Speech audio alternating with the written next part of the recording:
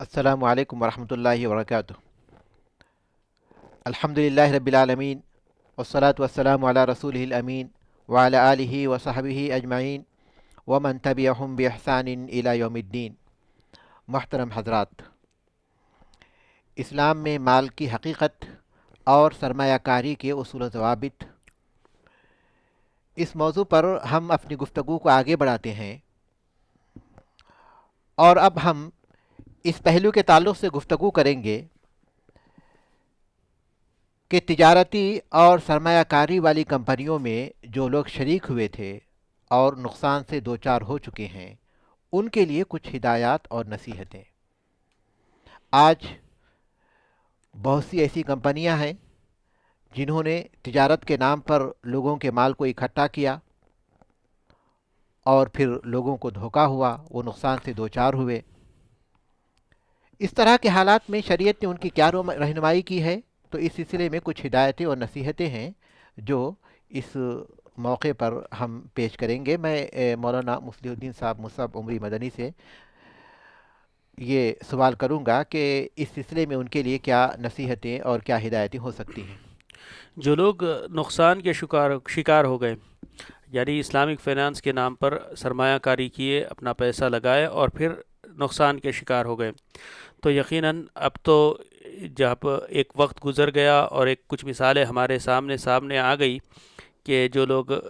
سرمایہ کاری کر کے اسلامی کاروبار کے نام پر اب جو دوسرے ہیں اور خود عبرت اور نصیحت پکڑے کہ ڈالنے سے پہلے، پیسہ کہیں بھی لگانے سے پہلے اچھی طریقے سے چھان بین کر لیں، کیونکہ رسول اللہ صلی اللہ علیہ وسلم اہل ایمان کی صفت اور کیفیت بتاتے ہوئے رہنمائی کیے کہ لا یلدغ المؤمن من الجہری مرتین، کہ ایک مومن ایک ہی قسم کے دھوکے کا دو بار شکار نہیں ہوتا۔ یہ ایمان والے لوگوں کی صفت اور کیفیت ہے۔ البتہ ایمان والے ہوں یا نہ ہوں، یہ دانش مندی کا بھی تقاضا ہے، انسان کے ہوشیار اور دانش مند ہونے کی بھی علامت ہے کہ ایک مرتبہ اگر کہیں دھوکا ہو جاتا ہے تو پھر دوبارہ اس کا شکار نہیں ہوتا۔ آج کوئی آدمی اسلامک فائنانس کے حوالے سے دھوکا دے دیا تو اس میں اپنی ہماری کیا کوتاہیاں رہی، اس کا بھی محاسبہ کر لیں۔ سوچیں کہ کیا ہم سچ میں اسلامی طور پر نفع کمانے اور کمائی کو حلال بنانے کے جذبہ اول تا آخر تھا، یا پھر نفع کے چکر میں اس قدر کھو گئے کہ ہم نے تحقیق ہی نہیں کی کہ جو دعویٰ کر رہے وہ اپنے دعوے میں سچے بھی ہیں یا نہیں۔ کیا ہم نے صحیح لوگوں سے رائے مشورہ کیا یا نہیں کیا، اس کا بھی جائزہ لے لیں۔ پھر ساتھ میں یہ بھی غور کر لیں کہ کیا ہم نے جیسا کہ اس سے پہلے بھی ہم اپنے کسی اور کلپ میں اشارہ کیے، کیا ہم نے اپنے منمانی فتویٰ حاصل کرنے کے لیے علماء کو بدلا تھا اور کوشش کی تھی کہ ایسے ہی عالم کی ایک بات کو لیں جو ہمارے دل کی بات کریں، ورنہ ہم سب کو چھوڑ کر آگے بڑھتے گئے؟ کیا ہم نے جیسے دوسرے چیزوں میں ہوشیاری بتاتے ہیں، جیسا کہ کسی ڈاکٹر سے علاج کرنے کے سلسلے میں کہ جانے سے پہلے اس کی تحقیق کر لیتے ہیں، یا پھر اگر کوئی ڈاکٹر کوئی بات بتاتا ہے تو پھر سیکنڈ اوپینین یا پھر اس قسم کی لے کر دونوں کو ملا کر دیکھتے ہیں کہ کس کی بات میں کتنی دم ہے، وہ چیز ہم نے کی ہے؟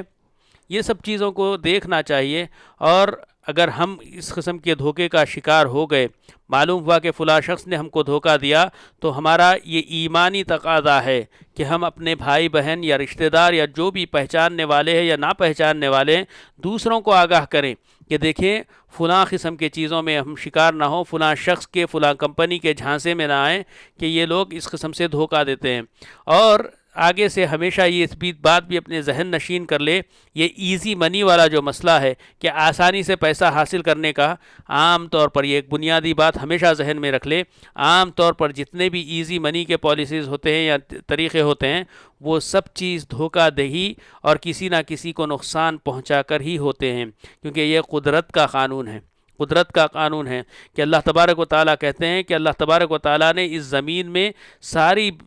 کائنات کو جتنی بس آنے والی چیزیں ہیں وہ مقدر کر رکھا ہے، لیکن سواء للسائلین، یہ جو جملہ للسائلین والا ہے کہ طلب کرنے والے، پوچھنے والے، کوشش کرنے والے، یہ سب سے اہم ہے کہ یہ اسی کو ملتا ہے جو کوشش کرتے ہیں، طلب کرتے ہیں۔ ہم یہ سوچ لیں کہ گھر پہ بیٹھے رہیں اور ہم پر پیسوں کی بارش ہو جائے تو یاد رکھیے یہ قدرت کا نظام نہیں، اسلام نے کبھی ہماری ایسی قسم کی رہنمائی نہیں کی، بلکہ سیرت صحابہ اور سیرت انبیاء سے سب سے یہی سبق ملتا ہے کہ کچھ انبیاء تو کاریگر رہے، کچھ انبیاء تو تاجر رہے، اس قسم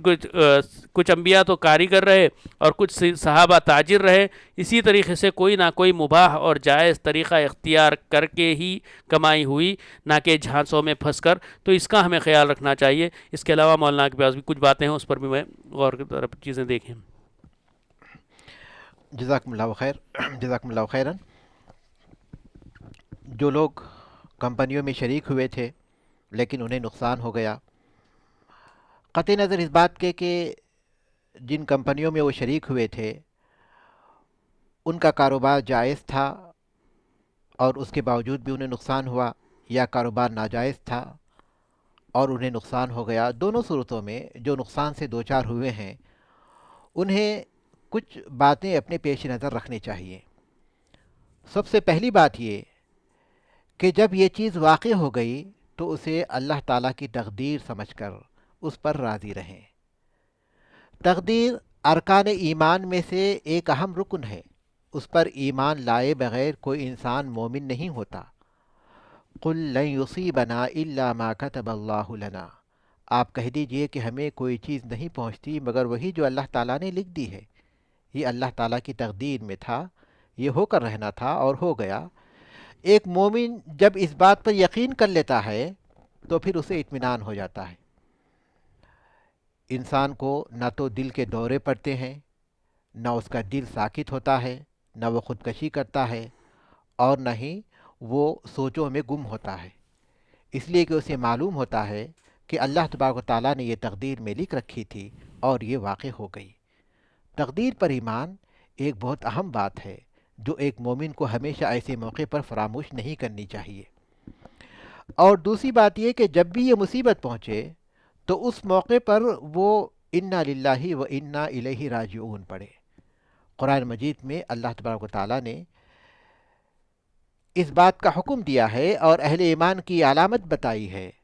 کہ اذا اصابتہم مصیبت قالوا انا للہ و انا الیہ راجعون، جب کوئی مصیبت انہیں پہنچتی ہے تو وہ انا للہ و انا الیہ راجعون کہتے ہیں، ہم اللہ ہی کے لیے ہیں اور اللہ ہی کی طرف لوٹ کر جانے والے ہیں۔ ان الفاظ میں بڑی معنویت ہے۔ جو ان الفاظ کا اقرار کرتا ہے اسے اللہ تبارک و تعالیٰ کی عظمت کا اور اس کے بقا کا اور انسان کے فنا کا اور انسان کی کمزوری کا، اس کی عاجزی کا اسے احساس ہوتا ہے، اور پھر وہ اللہ تبارک و تعالیٰ کی طرف رجوع کرتا ہے۔ اور تیسری بات یہ کہ وہ صبر و ضبط سے کام لیں۔ انسان جب صبر کرتا ہے تو جو مال اس کا ضائع ہو چکا ہے اللہ تبارک و تعالیٰ اس کو اس کا اجر عطا کرتا ہے، باوجود یہ کہ وہ اپنا مال ضائع کرنا نہیں چاہتا تھا، لیکن جب صبر کرے، اور صبر کا جو امتحان ہوتا ہے وہ خبر ملنے کے فوری بعد ہی ہوتا ہے۔ انما الصبر عند الصدمة الاولى، کہ صبر اس وقت ہوتا ہے جو پہلی بار صدمہ پہنچتا ہے، پہلی بار کوئی خبر پہنچے تو صبر کرے، یہ صبر ہے، اور صبر کا اجر بہت زیادہ ہے۔ انما یوفی الصابرون اجرہم بغیر حساب، صبر کرنے والے اپنا اجر و ثواب بغیر حساب کے بے حد و حساب دیے جاتے ہیں۔ رسول اللہ صلی اللہ علیہ وسلم نے فرمایا عجبا لامر المؤمن ان امرہ کلہ لہ خیر ولیس ذلک الا للمؤمن ان اصابته سراء شکر فکان خیر اللہ وان اصابته ضراء صبر فکان خیر اللہ۔ مومن کا معاملہ بڑا عجیب ہے، ہر چیز اس کے لیے باعث خیر ہے، اور یہ مومن کے علاوہ کسی کو حاصل نہیں ہے۔ جب اسے نعمت پہنچتی ہے، خوشحالی پہنچتی ہے، آسانی پہنچتی ہے اور وہ شکر کرتا ہے تو وہ اس کے لیے بہتر ہے، اور جب کوئی مصیبت، پریشانی اور کوئی نقصان لاحق ہوتا ہے اور وہ صبر کرتا ہے تو وہ اس کے لیے بہتر ہے۔ لہٰذا آدمی کو چاہیے کہ وہ صبر و ضبط کا مظاہرہ کرے۔ اور چوتھی بات یہ ہے کہ وہ اپنے اندر اس بات کا احساس پیدا کریں کہ یہ چیزیں ان کے گناہوں کے لیے کفارہ بنتی ہیں۔ ایک مومن کو جو بھی مصیبت پہنچتی ہے، حتیٰ کہ اس کے پیر میں کانٹا بھی چبھتا ہے، تو وہ اس کے گناہوں کا کفارہ بنتا ہے۔ عام طور پر آدمی پر جب مصیبتیں پریشانیاں لاحق ہوتی ہیں تو وہ ان باتوں کا احساس نہیں کرتا، جس کی وجہ سے مصیبتیں اس کے لیے بڑی سنگین ہو جاتی ہیں، اور پھر وہ مصیبت تو برداشت کر لیتا ہے وقت کے ساتھ، لیکن ثواب سے محروم رہ جاتا ہے۔ لیکن اگر آدمی ان باتوں کا احساس کرے تو اس کے لیے مصیبت سے نکلنا بھی آسان ہو جاتا ہے، اور وہ اجر و ثواب بھی حاصل کر لیتا ہے۔ اس کے ساتھ ساتھ پانچویں بات یہ ہے کہ آدمی کا کسی مال میں نقصان ہونا یہ اس بات کی علامت نہیں ہے کہ اس کی دنیا تاریک ہو چکی ہے،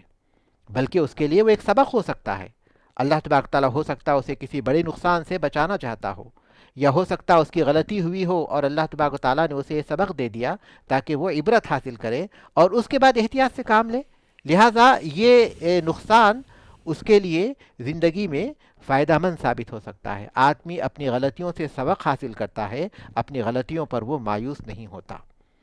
اور اس کے ساتھ ساتھ اسے یہ بات بھی ذہن نشین رکھنی چاہیے کہ کسی مال میں نقصان ہوا، کسی کمپنی میں نقصان ہوا، تو اس کا مطلب یہ نہیں کہ اس کا سارا مال ضائع ہو گیا۔ اس کا جو باقی ماندہ مال جو شریعت اور قانون کی روشنی میں اسے مل سکتا ہے، اسے چاہیے کہ اسے حاصل کرنے کے لیے جو قانونی کارروائی کر سکتا ہے وہ قانونی کارروائی کرے، تاکہ اس کا جو باقی مال ہے وہ اسے حاصل ہو جائے۔ تو جو لوگ نقصان سے دوچار ہو چکے ہیں ان کو یہ باتیں ذہن میں رکھنی چاہیے جو شریعت میں اسے بتائی گئی ہیں، تاکہ وہ اس مصیبت کے سلسلے میں ایسا معاملہ کرے جو اس کے لیے دنیا اور آخرت دونوں اعتبار سے بہتر ثابت ہو۔